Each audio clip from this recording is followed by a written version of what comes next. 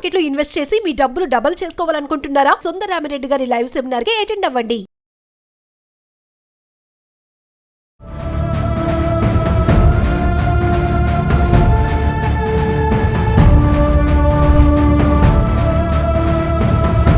నమస్తే, welcome back to Suman TV. ప్రస్తుతం మనతో పాటు ఉన్నారు అనలిస్ట్ రామకృష్ణ గారు. నమస్తే సార్. నమస్కారం అమ్మా. సార్, పహల్గామ్ మరి అనంతనాగ్ జిల్లాలో జరిగినటువంటి బైసరన్ మినీ స్విట్జర్లాండ్లో మరి అమాయకులైన టూరిస్టులు చనిపోయారు. ఎందుకు చనిపోతున్నారో కూడా వాళ్ళకే తెలియదు. కుటుంబాల సభ్యుల ముందు కూడా చనిపోవడం జరిగింది. ఇది ఎంతో దురదృష్టకరమే.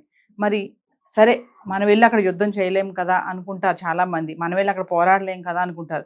అంటే ఇలాంటివి అసలు ఎందుకు జరుగుతున్నాయి? మరి ఇలా జరిగినప్పుడు మనం ఏం చేయాలంటారు? మొదటి ప్రశ్న, ఇది ఎందుకు జరుగుతున్నాయంటే ఒక రకంగా చెప్పాలంటే టెర్రరిస్ట్ అటాక్లు అనేవి లేదా సామాన్యుల్ని ఈ టెర్రరిస్టులు చంపడం అనేది మనం లాస్ట్ ముంబై దాడులు అప్పుడు చూసాం. అంత భారీ స్థాయిలో మళ్ళీ జరగలేదు దేవుడి దయ వల్ల. ఇవి ఎందుకు జరుగుతుంటాయంటే ఇది ఒక గోల్ కీపింగ్ అనుకోండి. గోల్ కీపింగ్లో ఎన్నో ప్రయత్నాలు జరుగుతుంటారు. గోల్ వేయడానికి ప్రత్యర్థులు వేయడానికి ట్రై చేస్తుంటారు. గోల్ కీపర్ ఎన్నో ట్రై చేస్తుంటాడు ఆపడానికి. ఒకటి మిస్ అయిన గోల్ వాళ్ళకి గోల్ అయిపోతుంది. సో మనం ఒక్కటి మిస్ అయింది అనుకోవచ్చు. ఇది కూడా అవ్వడానికి కారణం ఏంటయ్యా అంటే తర్వాత విషయాలు తెలుసుకుంటే ఈ పర్టికులర్ ప్లేస్ ఏదైతే ఉందో దీన్ని అక్కడున్న లోకల్ అధికారులు పై వాళ్ళకి ఎవరికి చెప్పకుండా లేదా ఆర్మీ వాళ్ళకి ఇన్ఫార్మ్ చేయకుండా ఈ పర్టికులర్ ఏరియాని ఓపెన్ చేశారు. సో అందువల్ల అది మన ఆర్మీ రావడానికి కానీ లోకల్ పోలీస్ కానీ రావడానికి చాలా టైం పట్టిందని తర్వాత అనాలిసిస్ని బట్టి తెలిసింది. ఇదేదో కావాలని చేశారా లేదు మామూలుగా చేయడం వల్ల ఇలాగా వాళ్ళు కనిపెట్టారా అన్నది తర్వాత విషయం. కానీ జరగడానికి కారణం ఇది. సో అంటే ఆ గోల్ మిస్ అవ్వడానికి ఛాన్స్ అనమాట అది. సో ఇది ఎందుకు జరుగుతుంది అంటే మనం ఇక్కడ అర్థం చేసుకోవాల్సిన విషయం ఏంటంటే మనం ఒక అన్ఈక్వల్ వార్లో ఉన్నాం. ఇది మామూలుగా అయితే పూర్వకాలంలో రాజ్యాలు యుద్ధం చేసుకుంటున్నాయంటే ఒక రాజ్యం నుంచి సైనికులు వస్తారు, ఇంకో రాజ్యం నుంచి సైనికులు వస్తారు. సైనికులు కొట్టుకుంటూ ఉంటారు.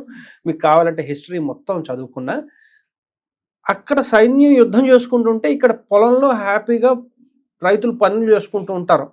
ఎవరి పనులు వాళ్ళు ప్రశాంతంగా ఏది చేసుకుంటారు. ఎందుకంటే it was an equal war. There was a war with certain rules. ఒక పద్ధతి ప్రకారం యుద్ధం జరిగేది. సామాన్యుల్ని హాని చేయకూడదు, సామాన్యులకి దీనికి సంబంధం లేదు అనేది ఒక ఈక్వల్ వార్. ఈ యుద్ధం ఏదైతే జరుగుతుందో దీనికి ఒక ఈక్వాలిటీ ఏం లేదు. మీరు శత్రువుని కొడదామంటే శత్రువు ఎవడో తెలియదు మీకు. ఓకే, వాడు దెబ్బ కొట్టినప్పుడు వాడు శత్రువు అని తెలుస్తోంది అంతే. అర్థమైందండి. ఇది నిన్న ఎవరో మాట్లాడుతుంటే చెప్పారన్నమాట.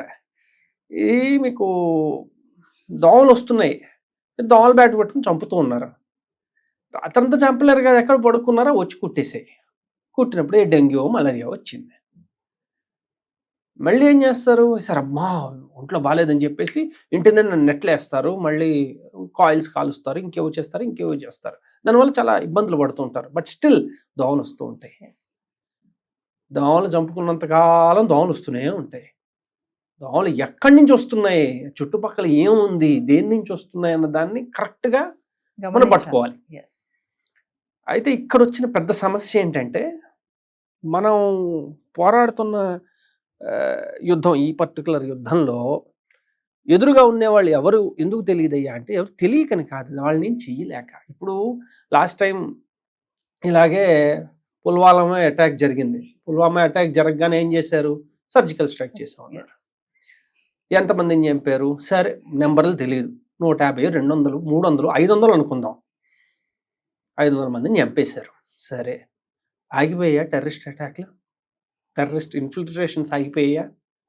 లేదు. ఎందుకు? మనం ఒక పెద్ద ఫ్యాక్టరీ అనుకుందాం. పాకిస్తాన్లో మద్రసాలు అనేవి ఇలాంటి వాటికి ఫ్యాక్టరీలు. ఓ 30,000 మద్రసాలు ఉన్నాయి దాదాపు.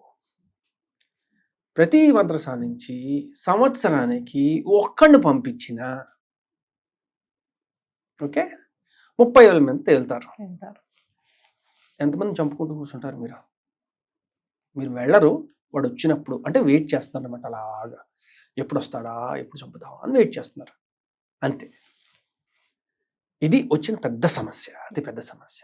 రెండో సమస్య ఏంటంటే మనం అంతా ఎలా మాట్లాడతామంటే చాలాసార్లు విజ్ఞులు చాలా తెలివైన వాళ్ళు కూడా చెప్పేది ఏంటంటే ఇది కేవలం టెర్రరిస్టులకి మనకి మధ్యలో జరిగేది, అసలు పాకిస్తాన్ జనతాకి అసలు సంబంధం లేదు, వాళ్ళు నీళ్ళు ఆపడం ఏంటి, ఇది చేయడం ఏంటి, అది రకరకాల విషయాల గురించి మాట్లాడు. ఒక్కటి ఏంటంటే పుట్టిన దగ్గర నుంచి వాళ్ళు ప్రతి క్షణం ప్రతి విషయంలోనూ ఇంకొకరిని అసహించుకోవాలి, వారిని చంపాలి, వారిని చంపితేనే నీ జీవితానికి ఒక సార్థకత వస్తుంది అని చెప్పి ప్రతి క్షణం వాళ్ళని ఒక రకంగా ట్యూన్ చేసినప్పుడు వాడికి చావు అనేది పెద్ద ప్రాబ్లం కాదు.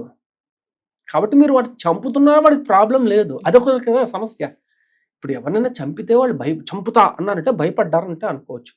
అరే నేను చస్తా అన్నాడు వస్తున్నాడు, ఏం సాధించినట్టు మీరు? ఆయన చంపి ఏం సాధించినట్టు? ఇది అన్నిటికన్నా పెద్ద సమస్య. కాబట్టి వాళ్ళని చంపడం అనేది అసలు మనకి సొల్యూషనే కాదు. ఇది ఎందుకు జరుగుతుంది అంటే కేవలం ఒక ఐడియాలజీ, ఒక రకమైన ఆలోచన ధోరణి. ఏ ఆలోచన ధోరణి అయితే ఈ దేశాన్ని 2 ముక్కలుగా మళ్ళీ 3 ముక్కలుగా మార్చి ఆ ఆలోచన ధోరణి కేవలం అది మాత్రమే నడిపిస్తుంది. ఇద్దరు ఉన్నాం, ఎవరైనా ఇద్దరు ఉండే విడిపోయారు అన్నదమ్ములు అనుకోండి, విడిపోతే ఎవరి జీవితం వాళ్ళు జీవిస్తున్నంతకాలం సమస్య ఉండదు. అందులో ఒకడు నిన్ను చంపితేనే నా జీవితం సార్థకత ఉంది అన్నాడు అనుకోండి, వాడు చేసే ప్రతి పని నేను చంపడానికే చూస్తున్నా అన్నాడు అనుకోండి, అప్పుడేమిటి ఇంకా మనం మాట్లాడే విషయం ఏముంది? ఇలా ఎందుకు జరుగుతుందంటే ఇలాగే జరుగుతుంది, మనం అర్థం చేసుకున్నంతకాలం ఇలాగే జరుగుతుంది. ఇలా జరిగినప్పుడల్లా అయ్యో ఇలా ఎందుకు జరిగిపోయిందబ్బా అనుకుంటూ మళ్ళీ 4 రోజుల్లో యామ్నీషియాలోకి వెళ్ళిపోయి మళ్ళీ మర్చిపోయి వదిలేస్తాం. వాళ్ళ పని ఏంట్రా అయ్యా అంటే డెత్ బై 1000 కట్స్ అనేది వాళ్ళ స్ట్రాటజీ. మిలిటరీ హెడ్ ఈ మధ్య మాట్లాడిన దానిలో కూడా చెప్పింది, డెత్ బై 100 కట్స్ అంటే ఒక్కసారి పొడి చంపను, అలా చిన్నగా చిన్నగా చిన్నగా రకరకాల ప్లేస్లో రకరకాలుగా మిమ్మల్ని హింసించుతా, ఆ హింసించి చంపడం అనేది నా పద్ధతి అని వాళ్ళు చాలా క్లియర్గా వాళ్ళ ఆర్మీ హెడ్ చెప్పాడు. ఇంకా మన వాళ్ళకి అర్థం కాదు. అర్థమైందండి? ఇలా ఎందుకు జరుగుతున్నాయి అంటే మన శత్రువుని విశ్లేషించడంలో మన వాళ్ళు, అంటే ఇదేవరు చెయ్యలేదని కాదు అర్థం, విశ్లేషించి ఏం లాభం, విశ్లేషణ తర్వాత దానికి తగ్గట్టుగా ఏదో ఒకటి చెయ్యాలి. అంటే ఉదాహరణకి చెప్తున్నా, ఒక దాడి జరిగింది, ఆ దాడికి ప్రతిగా తిరిగి వాళ్ళకి సమాధానం చెప్పినప్పుడు వాడి జీవితంలో మళ్ళీ ఆ దాడి చెయ్యాలంటే అమ్మో అని భయపడేట్టుగా చేయడం అనేది ఒక లక్షణం. అది జరిగితే రెండోసారి వాడు ఆలోచన చేయడు. మన సమస్య ఏంటంటే మనకు చాలా మంది చుట్టుపక్కల ఉన్నారు, అమ్మో అలా చేస్తే ఎలాగ, ఇలా చేస్తే ఎలాగ, అమ్మో ఈ లోపల వీళ్ళు ఇక్కడ కేసేస్తారు, లేకపోతే అక్కడ అది వాళ్ళు అడ్డు పెడతారు, లేకపోతే ఇంటర్నేషనల్గా ఇంకొకళ్ళు ఉన్నారు, ఇవన్నీ మనకే ఉంటాయి, వాళ్ళకేం ఉండవు. అది పోకిరిలో ప్రకాష్ రాజు ఒక డైలాగ్ కొడతాడు, ఏమని, గిల్లితే గిల్లించుకో అరవద్దని. ప్రస్తుతం మన పరిస్థితి అలా ఉందన్నమాట. అంటే టెర్రరిస్ట్ అటాకులు చేస్తే చావు అంతే తప్పించి గట్టిగా మాట్లాడు, అలా పరిస్థితి నడుస్తుంది. కాబట్టి ఈ సమస్య ఏంటి, ఎక్కడి నుంచి ఉత్పన్నం అవుతుంది? ఆలోచన ధారణ వల్ల ఉత్పన్నం అవుతుంది. దాన్ని ఏ రకంగా మనం రూపుమాపాలి అంటే డిసింటిగ్రేషన్. అసలు ఆ ఆలోచన ధోరణి ఎక్కడి నుంచి మొదలవుతుందో దాన్ని డిసింటిగ్రేట్ చేస్తే తప్ప దీనికి సొల్యూషన్ ఉండదు. దాన్ని మన వాళ్ళు ఏం చేయనంతకాలం మనం ఇలాగా టీవీ స్టూడియోల్లో అయ్యో ఇలా జరిగింది, అయ్యో చాలా విచారకరం అని బాధపడుతూ కూర్చోవడం తప్ప ఏం చేయలేదు. నమస్కారం.